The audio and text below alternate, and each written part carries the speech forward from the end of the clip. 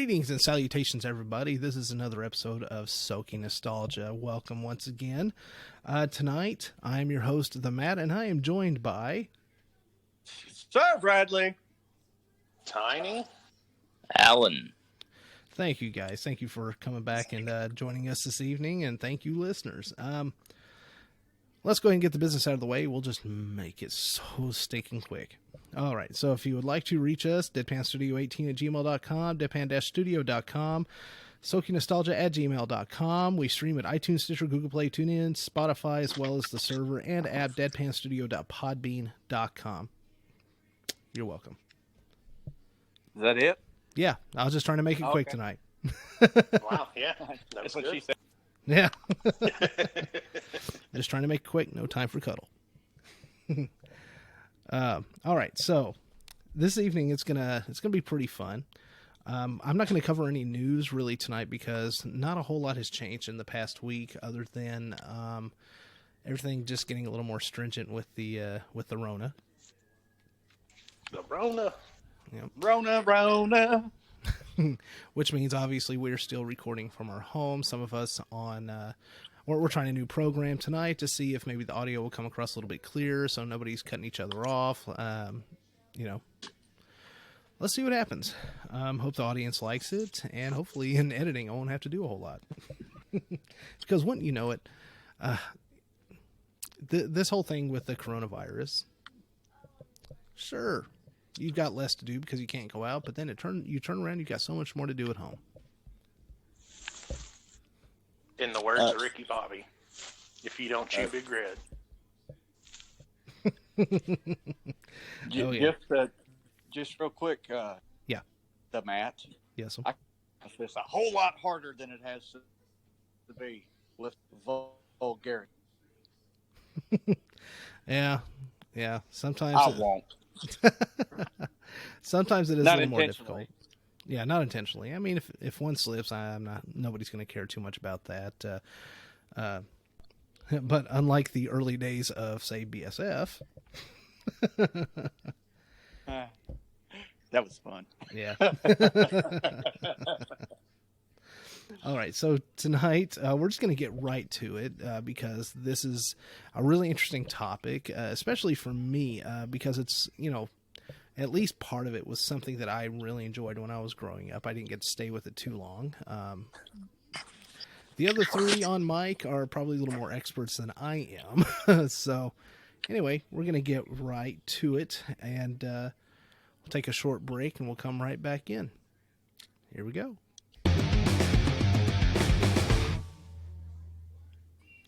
All right, that was quick. All right, so tonight... Does anybody else headbang to that? Why do you think I chose it? Yeah. But not really headbang, but more like a little shimmy. A little shimmy, a little swing? Yeah. Swing. No, we're not doing a rehash of Wayne's World. That was last week. Tonight we are covering a video game series that has been immensely popular since, 94? When 96. it first came out?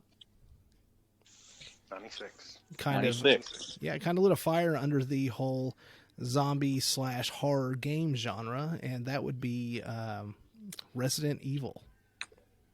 Yeah. And why are we doing Resident Evil right now? Is there a particular reason why we're discussing Resident Evil? You see, funny you mentioned that, Sir Bradley. It is funny, isn't it? Man, that's it. Almost seems like we're reading from a script. It's kind of canned, but choosing Resident Evil, we actually had this topic chosen before we even started the season, before this whole lockdown with the coronavirus. But for those that don't know, who would like to explain why this is kind of ironic for today? Well, I'll jump on that grenade. Go for it. Today is the release of the much anticipated of Resident Evil 3. Correct. That is correct. But by the I way, have spent all day researching. Well, I would Good job. I would also like to say that probably one of my favorite COVID-19 memes is the meme where it shows the place in China, and then it's basically the exact same logo as the Umbrella Corporation. Yes. And then the head of the CDC, his last name is Redfield. So Yeah, Corona. If you mix up the letters, it's what do you call it? An anagram. It's an anagram? An anagram Yeah. for raccoon. Yep. Which Raccoon City played a very pivotal role in Resident Evil. Yeah. Very. We may before this whole Corona thing is done with, we may end up doing a whole episode dedicated to conspiracy theories about it, some of which may be true. But tonight we can get as close as we can to that, because that is really ironic that today, we're talking about a virus that's, as whether by accident, conspiracy theory, on purpose, still on accident, whatever, Accidentally on accidentally on purpose is what they used to say. Yeah, it is. The irony is just, it smacks at you like a hammer. Between that and this game, and the similarities, the only difference is we haven't gotten any zombies.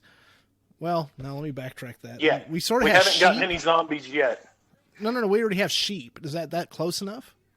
That's pretty damn close. Yeah. I may get in trouble for this. Any That's something I liquors, say I'm during good. work. Sometimes we get the same people that come through the exact same time every day. Not the same people, but like just a group of people, same mindset, the exact same time. 15, 20 people all at the same time. And I sit there beside my boss and go, meh, meh, meh. They're sheep. Yep. So back to your original question, Yes. Matt, talking about kind of the basis of the game. The main storyline throughout all the games is basically different people who are taking on the Umbrella Corporation, who the Umbrella Corporation had developed a virus called the T virus, which turns people into zombies. Yeah. So that's kind of the baseline of all of the games. That's kind of the main theme throughout the games. Yeah. And I guess one of the main draws for it, correct me if I'm wrong, is that one of the main draws is that it's a first-person shooter, so you get to blow away zombies and evil things at will. No, sir. Yeah. No, sir. It also... No, sir. No, sir. Sir. No, sir. First person shooter. No, sir. That's what I meant. Sir. Yeah. Okay, ladies and gentlemen, I am not a video gamer, so my expertise is just relying on how I used to be a gamer as opposed to today. I'm not up with the genre. Well, now the recent Resident Evil 7, yes, that was a first person, and incredibly frightening. But the vast majority of them are third camera angle. Third person. You Third-person do have camera, the shitty ones that are first. What do you call them? Rail shooters. Yeah. Mm-hmm. Right. Yeah, they're fucking awful. Well, it kind of is par with the course, because par for the course. Wow, people are going to be screaming at me. Because Get ready, Internet. yeah, get ready to send me your 0 emails like always.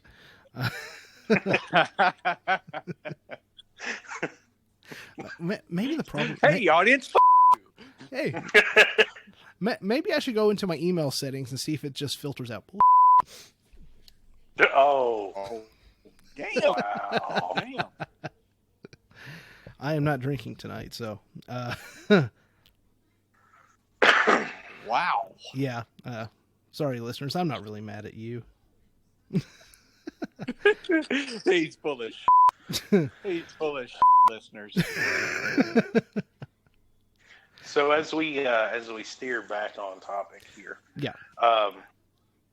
The first Resident Evil in 1996 was really the first game to ever get the dub of survival horror. Yeah. Yeah. So everybody that is listening that might be less than 24 years old or whatever. Um, this genre really didn't exist until the first Resident Evil game. That's yes, sir. That's correct. Cat was 3 years old then. That hurts me for you, sir. I don't know. I'll always be with a younger chick. So, Oh my God! Did he fucking go there? yes, I did. Oh, okay.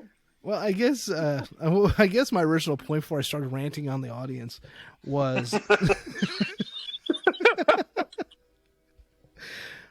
that this game had to do something. And if you think about it, these shooters are simple-ish. And the only reason I say that, I don't mean that in a derogatory or demeaning way, but it made it a way that it could be cross-platform over so many different game systems. I have a list. Yes. Yes, it was. Yeah. We've got arcade, Dreamcast, Game Boy Color, GameCube, iOS, Microsoft Windows Mobile, N-Gage. Who remembers an N-Gage? Nintendo. I do. Yeah, Nintendo 3DS, DS, 64, the Switch, PlayStation 1, 2, 3, 4, the Vista, the Sega Saturn, the Shield Android TV, the Wii, the Wii U, Xbox 360, Xbox One, and Zebo. Did we say Dreamcast, by the way? 'Cause Yes, the we did. Dreamcast was Yeah, I was thinking Dreamcast. Yeah, that was the second one. The first one was arcade, second was Dreamcast. But yeah, Yeah. They Code Veronica was on Dreamcast, yeah. yeah. Yes. Code Veronica is, I know it's a fan favorite, but that's actually one that I have not played. It's pretty decent, and if you have a disappointed myself, PlayStation, to be honest. I'm not a gamer. sorry? I played that one. if you have a PlayStation, you can get PlayStation Now, and where you stream games, and Code Veronica and Code Veronica X are both on there to stream. Oh, nice. Can you explain the differences between Code Veronica and Code Veronica X?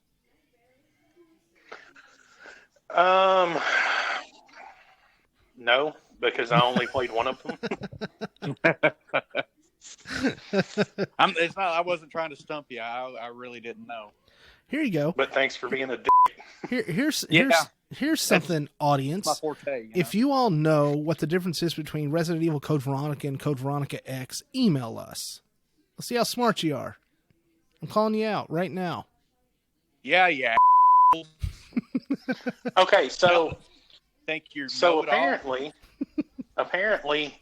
Code Veronica was developed for the Dreamcast, and then later released in Japan as Code Veronica Complete, which basically they just went around and changed storylines and cutscenes, and then the updated version. Oh, they made a completely new game. Yeah, it was later ported to the PS2 under Code Veronica X. So it's not really a different game. There was just different cutscenes. Basically, Veronica X is just the extended version. Oh, okay. It's the director's cut. Pretty much. Oh, wow, Alan, you came in really clear. That is awesome. Hey, welcome to the conversation, Alan. Yeah, well, I you was know. thinking the same thing. This game series, I mean, I can't even tell you how many have come out so far. Does anybody know? Hang on. 2, 4, 5, 7, 9, 11, 12, 13, 15, 17, 18, 19, 20, 1, 2, 3, 4. 24 as of Resident Evil 3 Remake. 24 different versions of, Resident Evil. Not of course, obviously not the same storyline, same, main backdrop, but, different stories. But can you believe that? 24 games. Can you imagine a movie series trying to come out with 24 sequels, 23 sequels after the first? Well, Batman. I think Batman. on its way to that. True. Well, Avengers, that whole universe. I stand corrected. The Matt is an idiot. You're welcome. This thing has spawned much more than just the video games. 24 video games, but we've also got comics and movies and talk of what? What? Those movies. There's also animated films, which I think were much, much better than the Hollywood movies, the live action movies. By the way, just an FYI, if you think about movies that were based on video games, which there's not too many of, but there's enough at this point. Highest grossing film set from a video game of all time, the Resident Evil movies. I can imagine. I mean, can you imagine the merchandising? I mean, man, there was even books written in the Resident Evil series. I read a number of them in middle school. Wow, I'm showing my age. But yeah, I remember those. I thoroughly enjoyed those. I'll have to get a hold of my friend Scotty. He's still got those, I bet. Here's a bit of trivia, if anybody is interested. Sure. Does anybody know how the name Resident Evil was chosen? They met my ex-wife. I think you're thinking of my ex-wife, Matt. Hey, what was it they said in Highlander? Same clan, different vintage.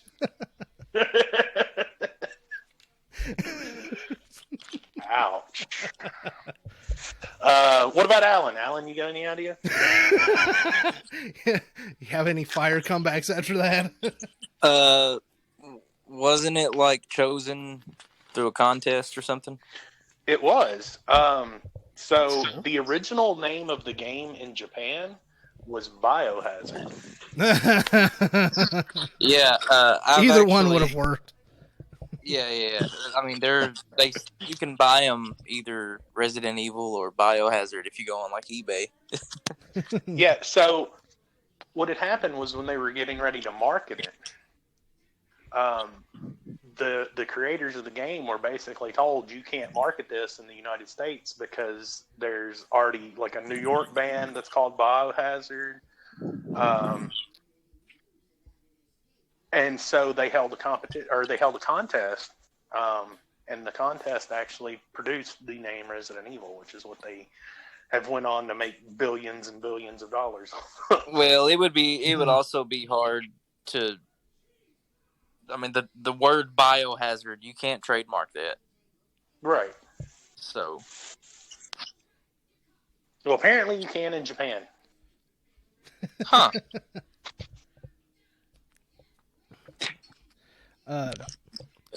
Here's something really interesting. I don't know if anybody knew. One of the things I found out. One of the creators, Shinji Mikami, do you know where he got his start? I'll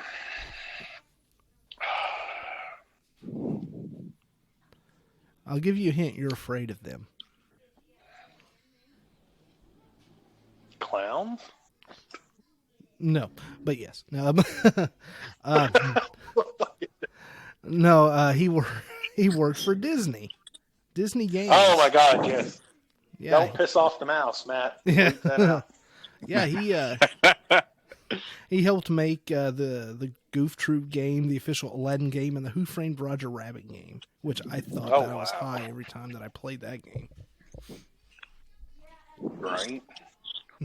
On the original Nintendo NES, Roger Rabbit? Yeah. Wow. Yeah. Back then were ruthless, man. It was hard to beat any of them. Yeah. And, the funny thing was he actually conceived of the Resident Evil. It wasn't like an original idea. He actually conceived that as a remake of a psychological horror game called Sweet Home. It was from Sweet Capcom. Home. Yep. Yep. And he cited other inspirations, including Alone in the Dark and The Shining. That's impressive. Wait, what did you say about The Shining? It was one of the inspirations for the game was Alone in the Dark and the movie The Shining. Just that psychological horror aspect. Well, it is in a mansion, so. Not just that, just like the backdrops themselves Yes. were inspired. And in Resident Evil 2, you can see the word red rum Yep. in red in the hallway area. Nice. That was one of the little trivia points that I had here that you covered. Good job, man. That's awesome. Well, you know. You do what you do, right? But between the three of us, I say we should be able to cover most of what you found. Yeah, probably.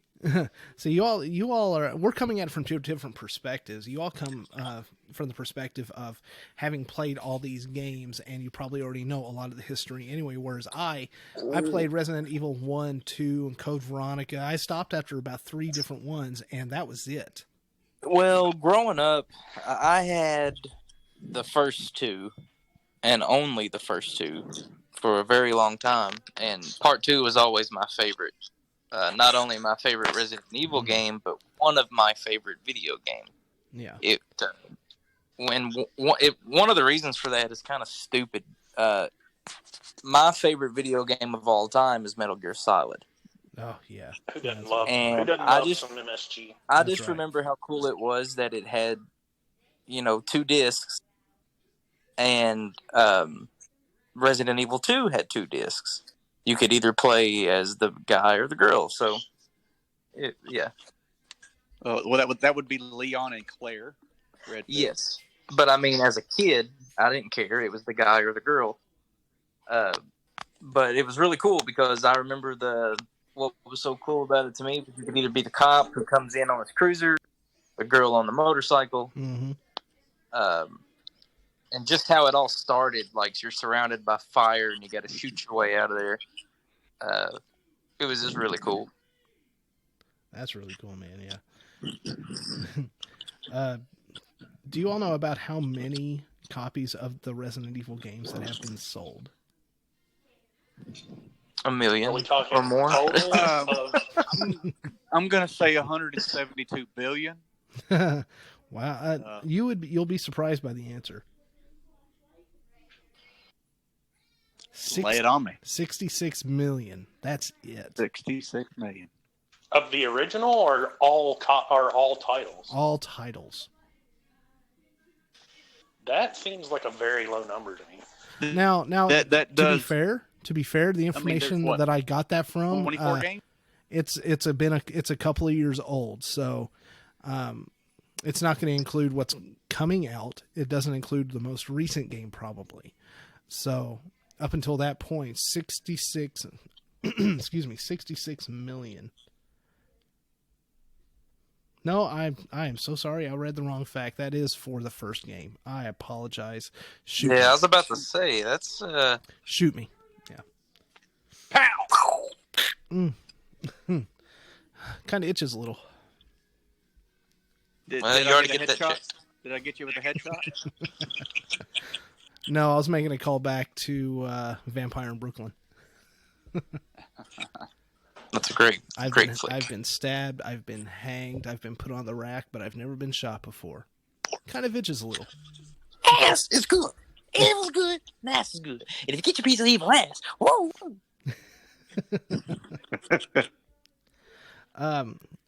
Here's something that kind of a callback to the last episode. Sort of, you can consider it an Easter egg. In the Resident Evil first game, did you know that there is a lot of references to Queen? Oh, now I'm very interested to hear this and kind of want to go back and play the first one again. Yeah, they crammed the game full of homages to the band's 15th and final album, Made in Heaven. Chris and Claire Redfield are both shown wearing jackets with the insignia Made in Heaven on the back. Another jacket containing the phrase Let Me Live, which is track 3 on the album, is shown. That one's actually shown in Code Veronica. And then Resident Evil 0, this is just different ones that they've chose from different games. Apparently the first one had the most. Billy Cohen from Resident Evil 0 has a large tattoo containing the words Mother Love, which is track 4 from the same album.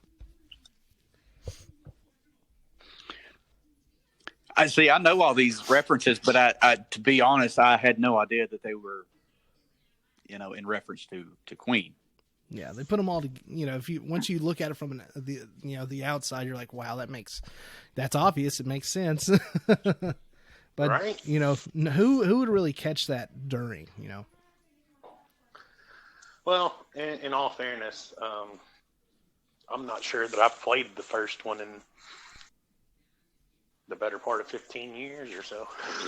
So Now, I've only played the remake or the remaster of the first one. So really, yeah, I didn't get into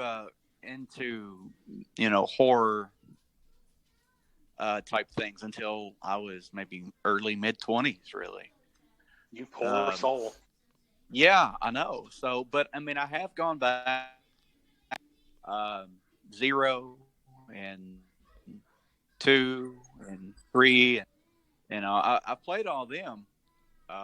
So I mean, I know a lot of the references, and I know how the story goes, but I have to say that I was 13 when the first one came out, and when you're playing through the first one, there is a hallway that you walk down. And you walk down this hallway and it's clear. And you make it to a set of rooms and you fight some zombies.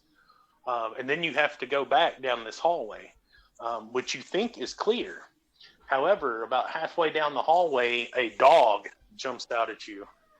And being 13, scared the crap out of me. Oh, yeah. Yeah, definitely. It scared the crap out of me. I mean, there's no doubt about it. That's honestly, 1 is probably one of my favorites of the series. Yeah, I can see that. Prior to today, or maybe I guess prior to the remake of Resident Evil 2, the original number 3, Nemesis, that was my favorite. That's probably a second for me. I mean, there are several of these titles that are rated incredibly well. For the longest time, Resident Evil 4 was considered one of the best games ever made. I mean, I've beat that one 20 times. I tell you what, the only thing really that ever bothered me about the Resident Evil games, it's like the original ones, is the dialogue was so choppy, ridiculous. And I didn't know this until recently, but in 2008, Guinness Book of World Records, the Gamers Edition, they called it the worst game dialogue ever. Wow. Well, you were almost a Jill sandwich. Well, there's a reason for that. See, you would think that the Japanese voice track is normally superior to English voice acting. Right. And that, English voice acting was just a cheap little thing for it. But here's the thing. Back when the game was being developed, Japanese voice acting was recorded, but ultimately it was scrapped because of such poor quality. But the English translation, while everybody, I guess, felt adorable in its own way, was full of poor line readings and clumsy writing. So it... I mean, even though I wouldn't be able to understand it unless there's a translated version, Resident Evil 2, the story picked up in I think it was 2 different Japan radio dramas. So I would love, because I'm a big fan of old time radio, like the Shadow and Orson Welles stuff. And I would love to listen to it if I could find an English version of it, but I highly doubt it. That would be awesome. Yeah. The original first 3, they were all kind of bad when it came to the dialogue. Yeah, absolutely. Yeah, it was just really bad writing. I mean, That's a whole. And you guys were talking about Code Veronica. That is, if I'm not mistaken, the in chronological order. That is the true sequel to Part 2. Yes, they consider it 2.5. Yeah, so I'm playing it like I've got 0 and the first one, the remake to 2, and I'm gonna get the remake to 3, but I got to get through 0 first because I'm playing them all chronological order, and I just don't want to jump around. I've been doing that with a lot of the older games, like Metal Gear and hell, even like Mafia, even though the third one has nothing to do with the first two. But anyway, that's why I'm not playing the remake to the third one just yet. And it's going to take me a while before I finally get there. Yeah. This is the 24th Resident Yeah. Evil. So, yeah. Crazy. Yeah. Well, I had, it today, for research purposes, for only for research. Obviously, I'm fully. Yep. But it's going great so far.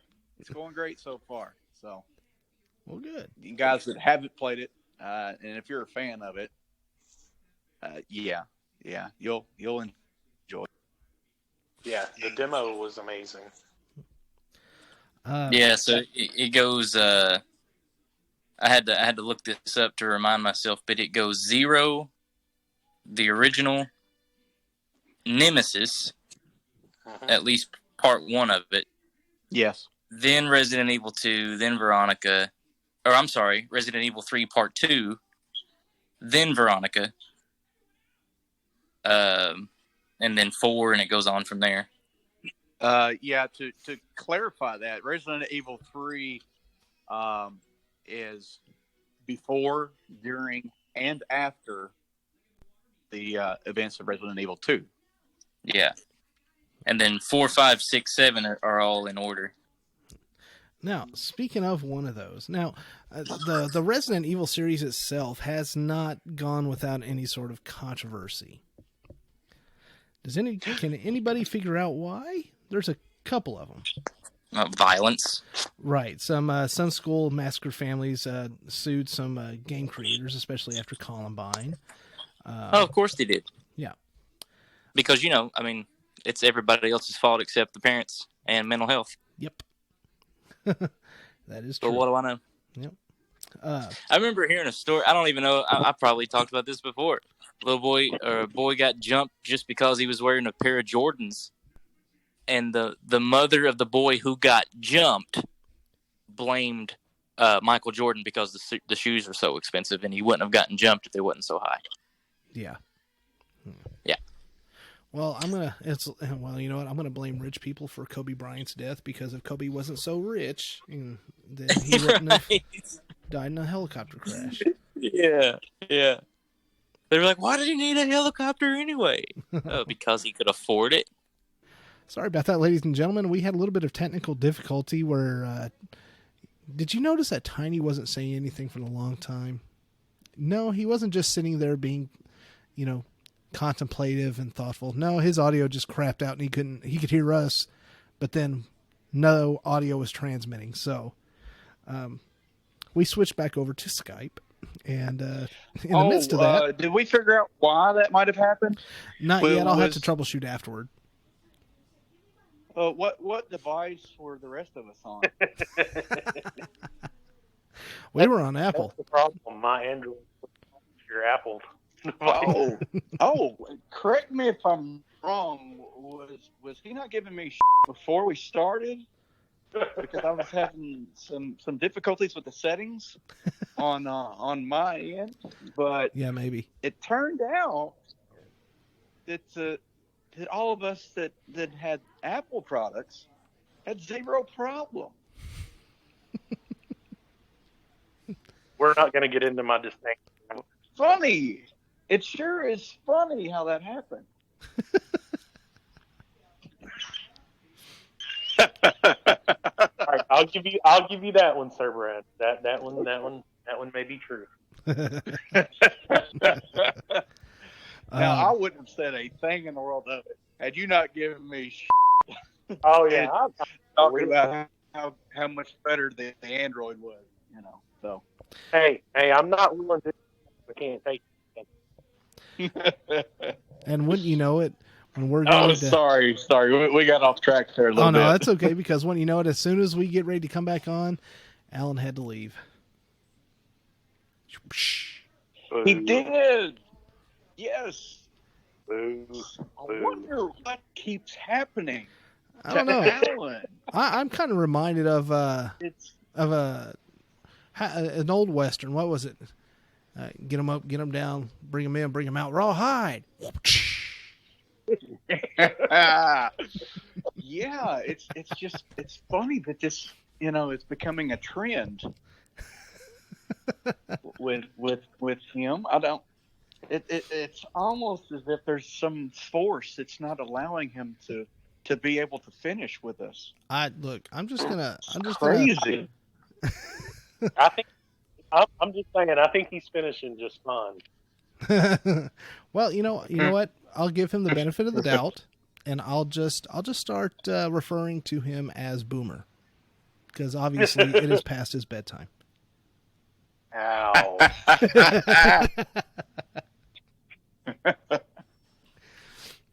Just kidding, man.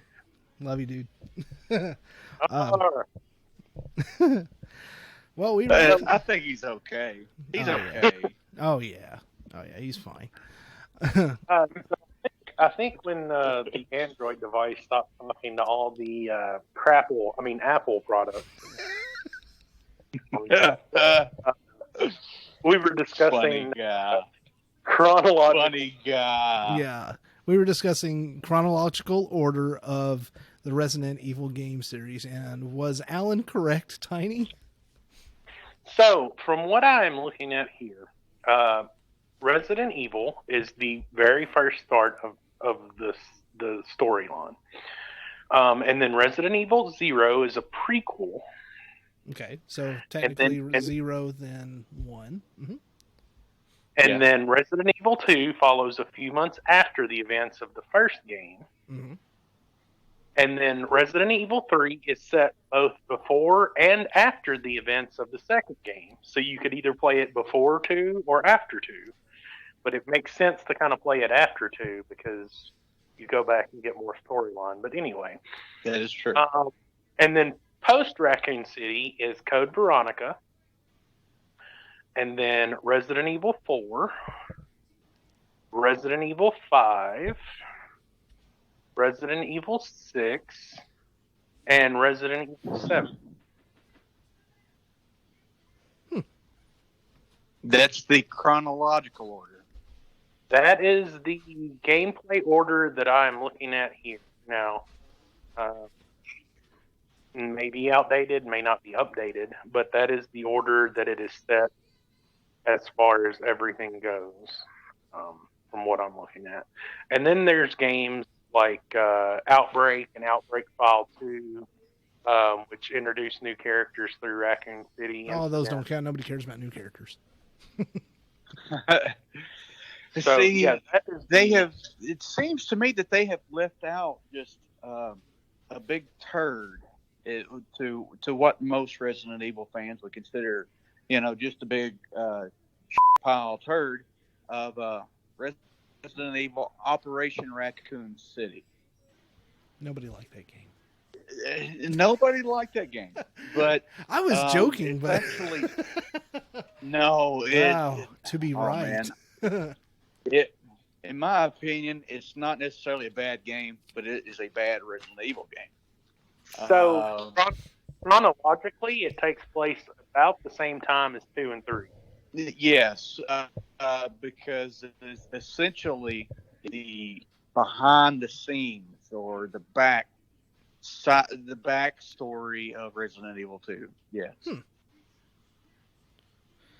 Huh, very cool. Yeah, I wasn't a fan either, though.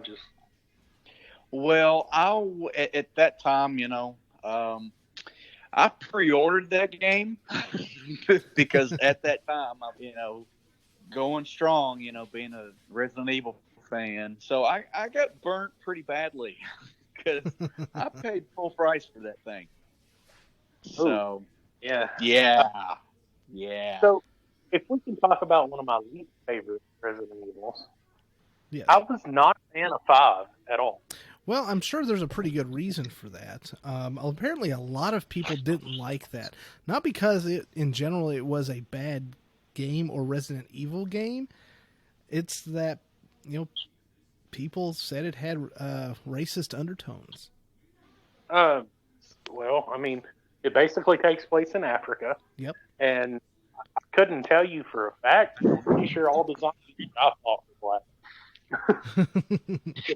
Technically, these so-called zombies, actually not even zombies. They had parasites injected in them, and that's what caused them to be zombie-like. So they weren't actually undead characters or people. So, but actually, Resident Evil 5 is actually what got me into the series. Yeah, the whole Boulder thing. And I know you know what I'm talking about, Mick. That was awful. That was awful. but that's what got me into the series.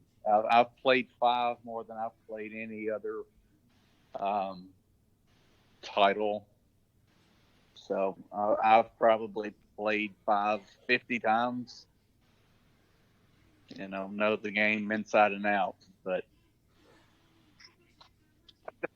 I really couldn't get behind it. And now that I have gone back and played, all these other Resident Evil titles, I understand why it got the criticism that it did. However, it's the best-selling Resident Evil ever. So. Yeah. You got the numbers there, Matt? Do what? For what? Resident Evil 5? Yeah. Resident Evil 5 sold 11.5 million copies. Wow. It sold on the original release. The original release had almost 8 million units. And then they did a special edition of the game that sold an additional 4 million units. Really? Almost 12 million. Huh. Yeah. I don't know how you all would feel about this. Yeah, so... Okay, so I thought something really interesting we could do for the audience was we took a quiz that said, which iconic Resident Evil character are you? Now, we've taken this. We actually took a little break and went ahead and took it. So, who wants to go first? Go ahead, Tiny. Or Mick. Whatever we call you.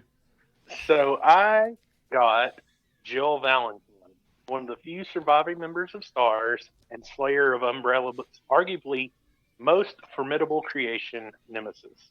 Nice. Jill is brilliant as she is noble, putting others' survival before her own, and persistent in seeking justice for the crimes committed against humanity.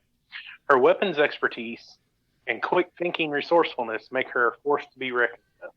Jill's willpower to survive and overcome the evils of man and monster have distinguished her as one of the most inspirational and beloved heroes in the film. Nice.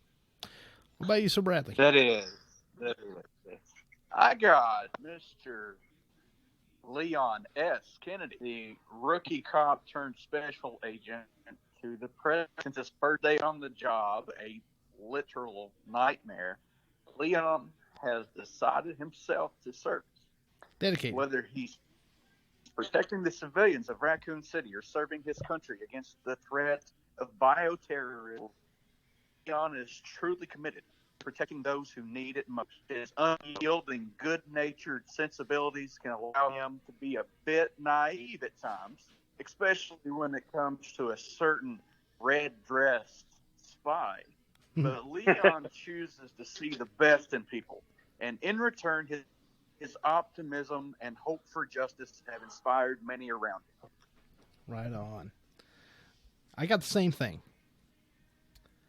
Yeah, You got the same Leon. thing. Yeah, I did. Funny. Leon was my favorite character. Now, Leon, to be honest, Leon and Jill are like 1A and 1B for me. Those are easy, just right there with each other. Kind of like Tom Petty and Oasis, for musical music. It's 1A, 1B. I can't really give a favorite to one clear individual, but that's it for me. Very cool. I was hoping that you may have got Chris or Claire or Wesker, but that might have, there's something different. But yeah. Who gets Wesker in that? By the way, like who answers? I said, who answers so badly that you get Albert Wesker? Well, Alan didn't take it, so like I didn't recall kill everyone on the planet as an answer to any of those questions. Man, I don't know. Maybe Barry he was an option. Maybe that might have been, yeah. All right. So let's. You got a favorite? Do you have a favorite weapon on the series, Nick? Oh, that is a very good question. It's like you were reading my mind. That's what I was going to ask. Nice. Any automatic weaponry, I'm a fan of. Most people that are loyal to the game will tell you that the revolver or magnum or shotgun is the best for killing zombies, and that may be true. You have a little more precision. However, I am a fan of anything that I can just spray and run away. I am. Matt, do you have you played enough to have a favorite? The assault shotgun. Just good old stopping power, blows the heads off. That's what I like. Yeah. A lot of times in the video game, shotgun is a very gratifying weapon to use. Now, my favorite would be the Lightning Hawk Magnum. Used it almost exclusively in Resident Evil 5, but right. There's just something about aiming at their head and their head just completely being blown away. Just it's gratifying for me somehow. Well, you also got a sense of safety from it too. And a one-shot kill. So yeah. And that's the thing. If you were only fighting one or two zombies, I agree. Like the shotgun or the magnum, definitely the way to go. But if you're fighting more than two, really, you don't have to be accurate. You just have to keep them from running for a minute. That is true. That is true. I guess we should probably kind of bring this to a close. Last question for all of us. Since we talked about our favorite weapon, what about just in general? Which Resident Evil game was our absolute favorite to play, as in fun, not just storyline, just fun to play? You want to go ahead, Nick? Or I can go if y'all want to think about it for just a second. Or I go. Yeah, I'm gonna have to scratch my head on that one. Okay. Go ahead, Matt. I thought Code Veronica was just because it was on the excuse me, GameCube. It just the extra controller buttons on it. It seemed to me like it was just a lot more fun that way. Well, Simple. Now I have. While you're still scratching there, Mick, I can't really say one definitive, but I can kind of as far as the originals, go, the OG ones, Resident Evil 3 Nemesis was my favorite. As a matter of fact, I played that within the past week since we have recorded our Wayne's World episode. So I have played that. Now, when it comes to the more modern and your over-the-shoulder camera angles, I mean, I can't really say the new Resident Evil 3 because I've not completed it yet. But Resident Evil 2 remake and Resident Evil 4 maybe, maybe one of those. Kind of a toss-up between Resident Evil 4 and the Resident Evil 2 remake, though. But I will say this new Resident Evil 3 is very promising. So, as I have given it about a minute and a half of debate,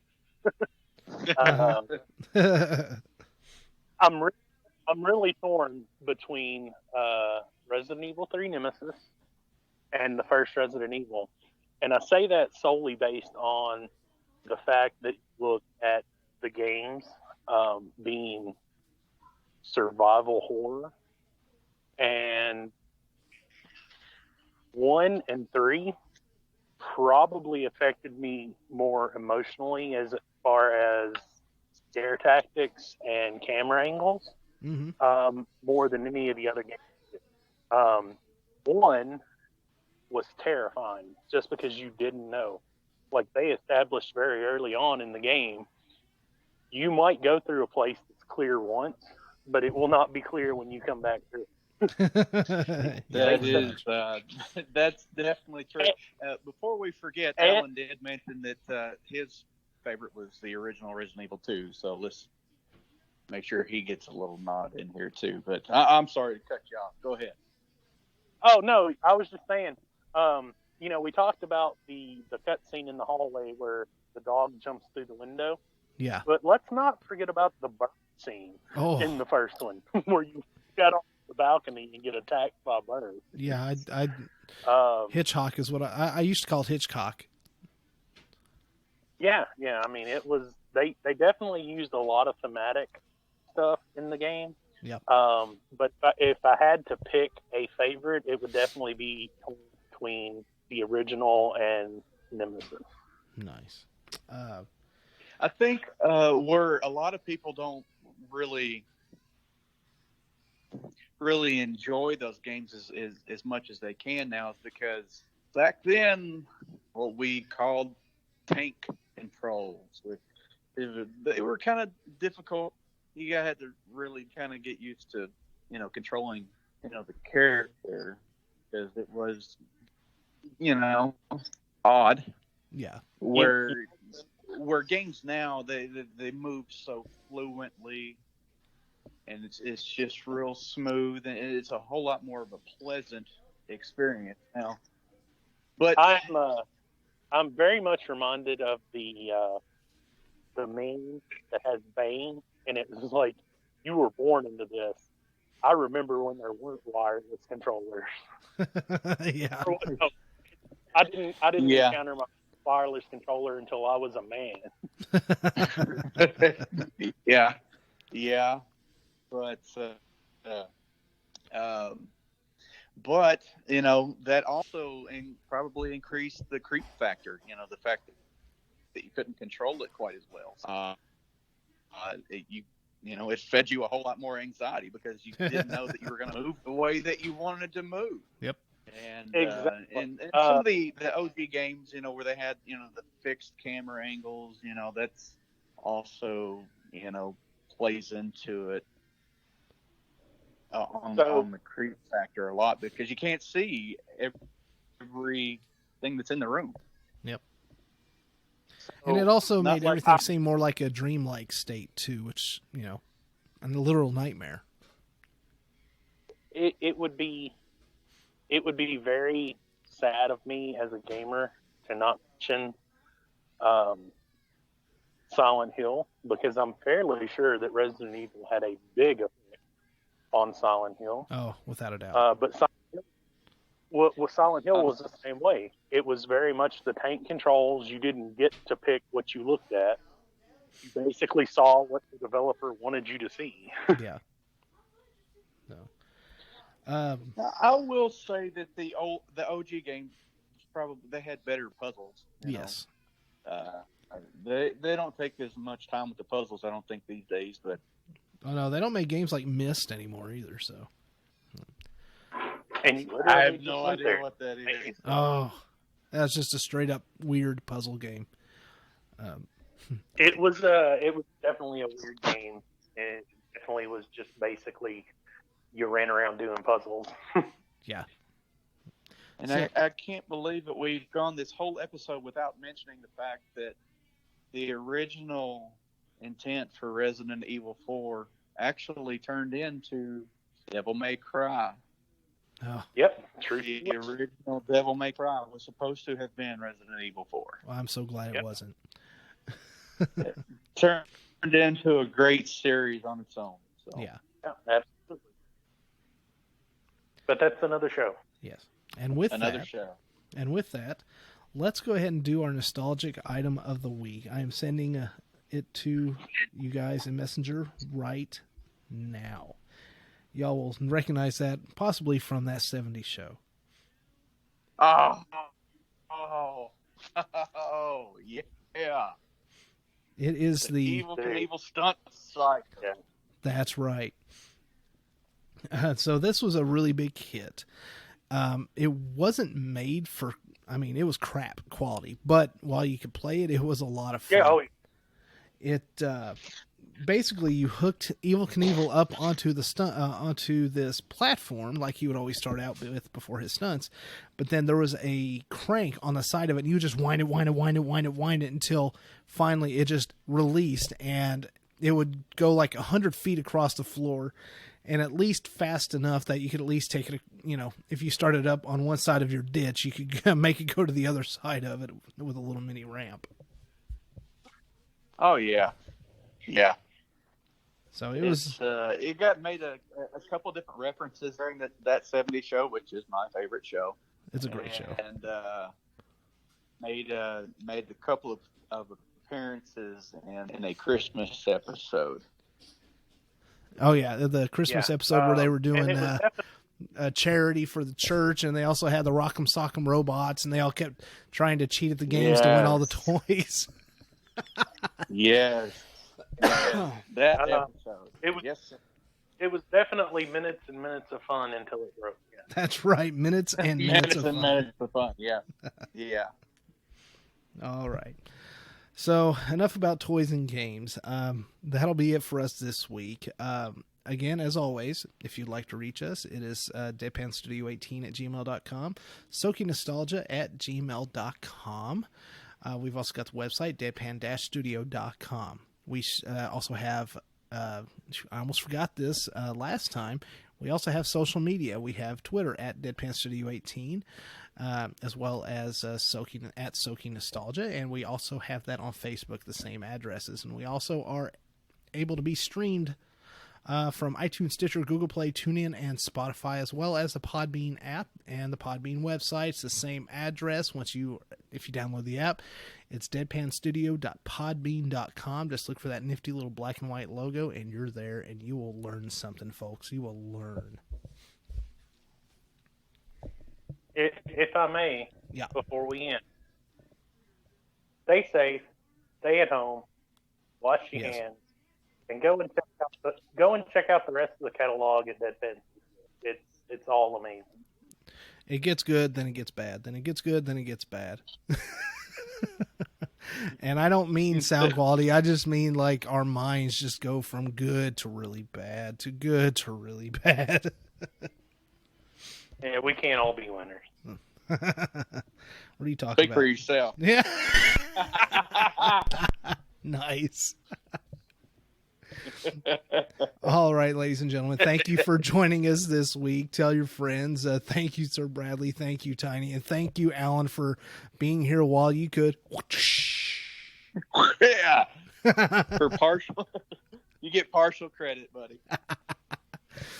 He's like, it's like the student that gets credit for writing their name on the paper.